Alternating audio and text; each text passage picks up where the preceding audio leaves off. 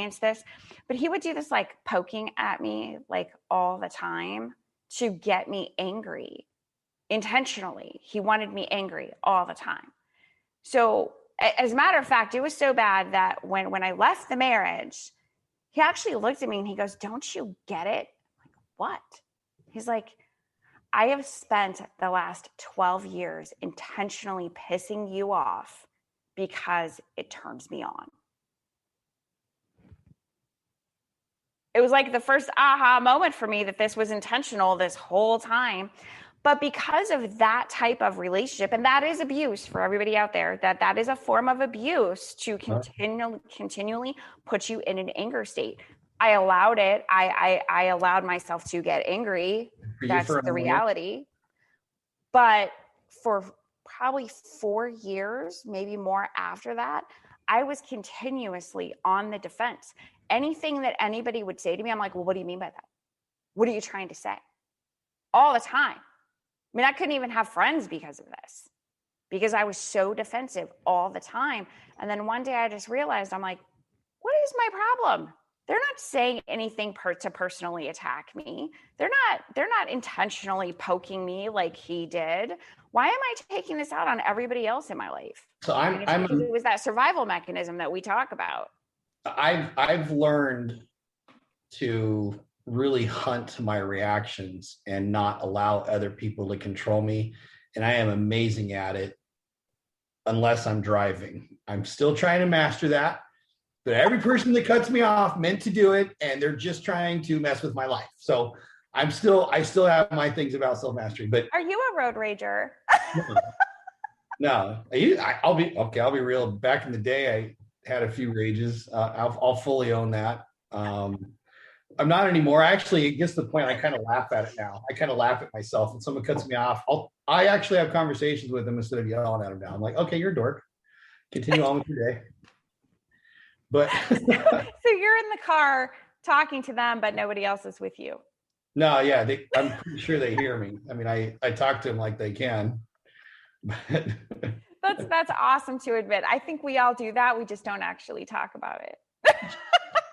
But it's funny because I used to be, so one of my old mentors said, he goes, "If you truly want to know if you've mastered yourself, pull up to a red light, put the car in park, and just sit there after it turns green." Why?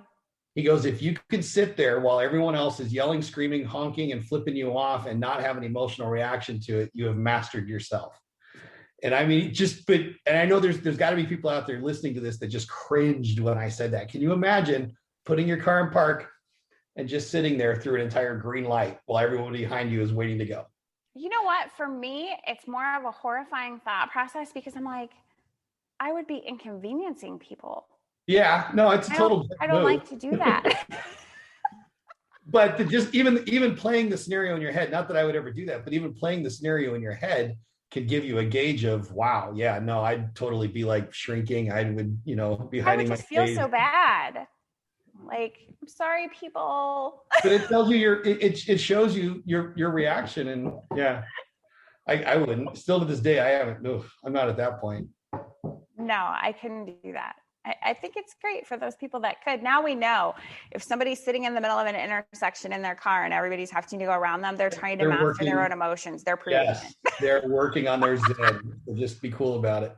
Well, that's the other part is if you're behind someone and the light turns green, here's a big one. How long do you wait before you honk?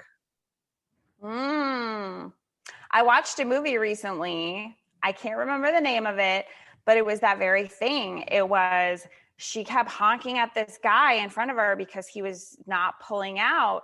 And then he literally hunted this woman down and her family because he was having a really bad day. And he's like, "You messed with the wrong guy." Okay. It was a freaky movie to me because I'm like, how many times do you like honk your horn, right? How many times do you like look at somebody like, "Are you gonna go? Like, what are you doing?" Well, I'm a 3-second person right now, so are you 3 seconds? But here, again, it's one of those things. I don't know that it's a good thing for a guy to say that he's a 3-second man. Oh my God! Did you really just go there, Katie? I had to do it, Eddie.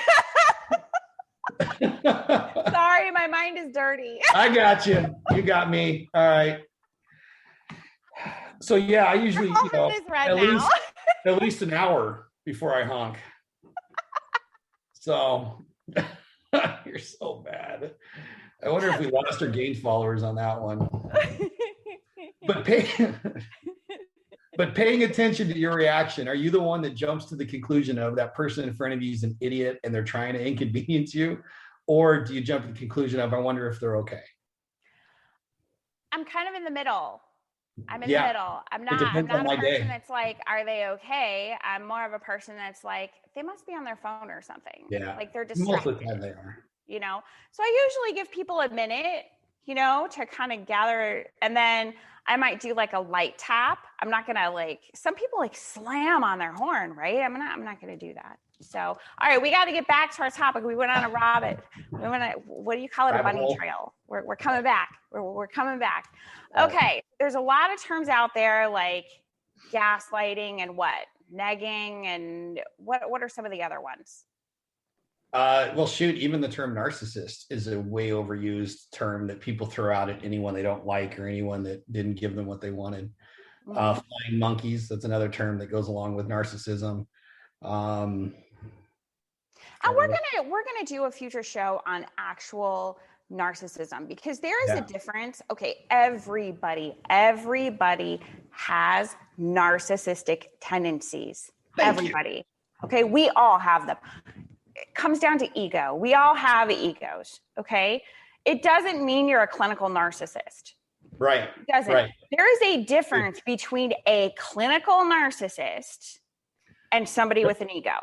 So it's funny. I'm on a page that deals with narcissism, and I heard about that recently from you. Yes, you have some funny stories on that one. You were accused of being a narcissist.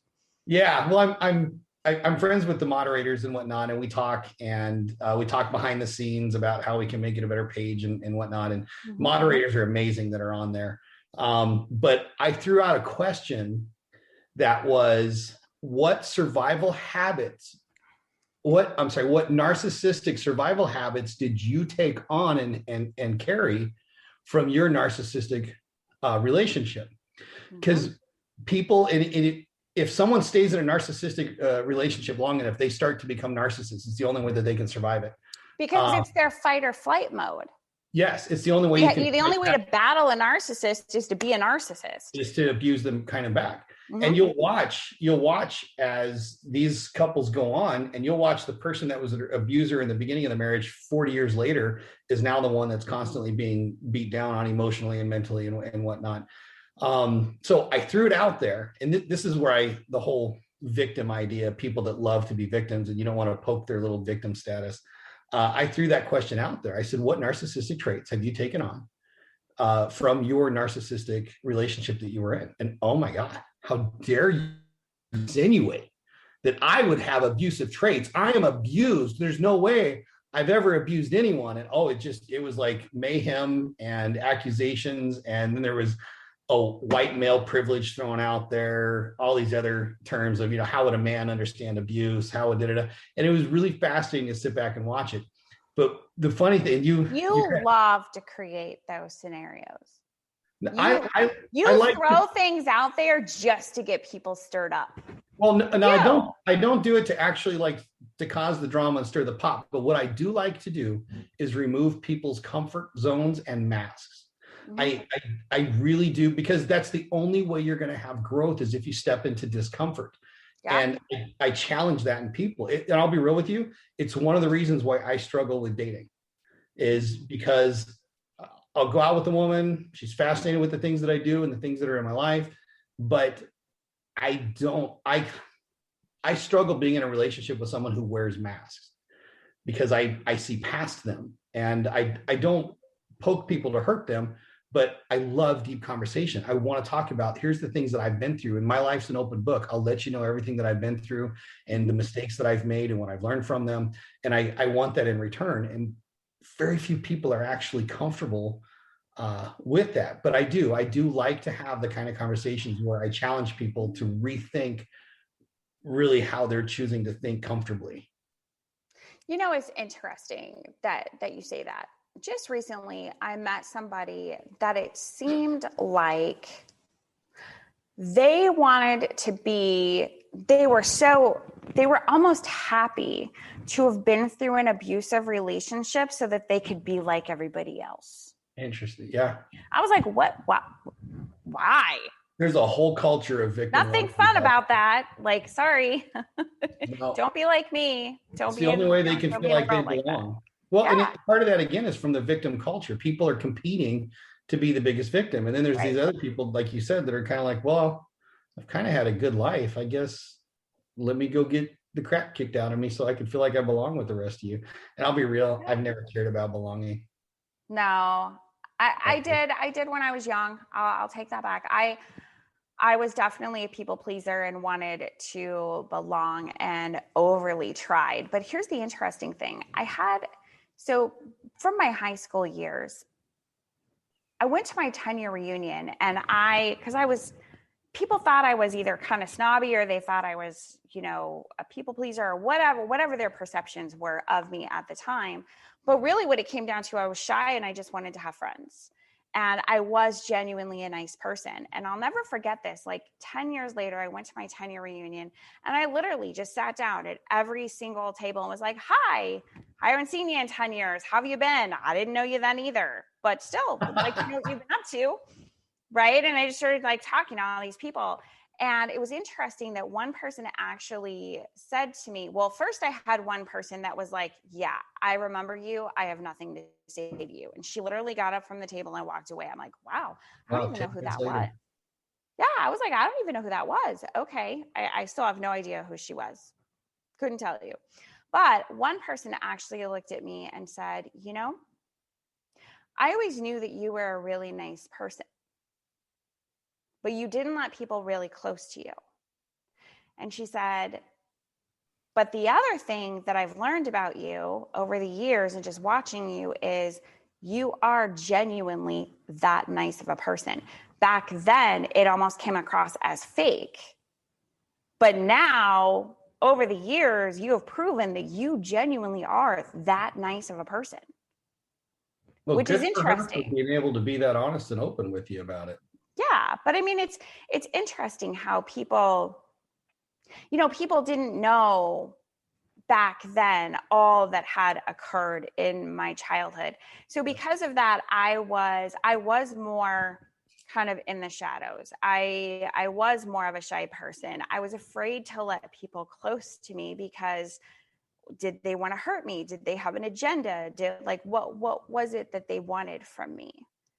And I kind of hid myself away. And even still to this day, I'm very shy when it comes to being, I told you, I can speak to 2,000 people, 10,000 people, doesn't matter. You put me on the floor, the ground level with everybody, I'm scared out of my mind. I'm terrified. Number one, I'm claustrophobic. So that many people, I freak out. Number two, I am scared to death. My biggest fear, rejection. What if they don't want to talk to me? Hmm. And that is from being told I wasn't enough. That was from being told that I was ugly and I would never amount to anything and that I have no value. That fear inside of me comes from that place, Okay. right? So In all honesty.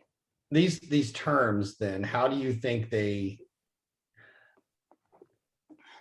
I kind of tend to go to the point that they're almost used as crutches, a lot of these terms.